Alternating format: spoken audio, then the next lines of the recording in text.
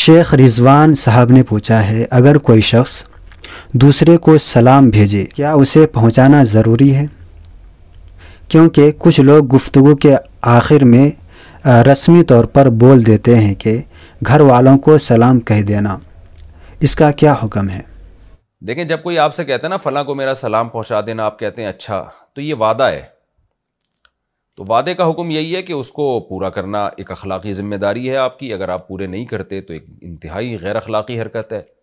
الا یہ کہ آپ کو کوئی عذر ہو، کوئی شرعی عذر ہے جس کی وجہ سے مثلا بھول گئے آپ، یا یہ کہ آپ کو حرج ہو رہا ہے کہ اتنے لوگوں کو سلام کا بول دیا، کس کس کو پہنچاؤں گا میں.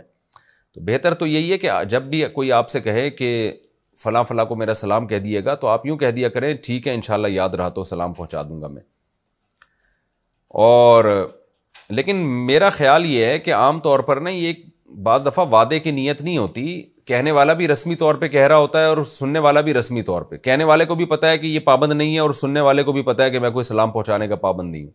تو یہ قرائن سے پتہ چلے گا کہ یہ رسمی طور پر ایک دوسرے کو کہا جا رہا ہے یا سچی مچی کا کہا جا رہا ہے.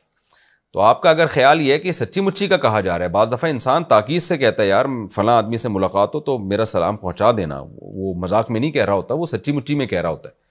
تو ایسے موقع پہ اگر آپ نے حامی بھر لی تو پھر آپ پر شرعاً واجب ہے کہ آپ اس کو سلام پہنچائیں، کیونکہ وہ اطمینان کر کے بیٹھا ہے کہ میری طرف سے پہنچا دے گا تو اس کو خوشی ہوگی.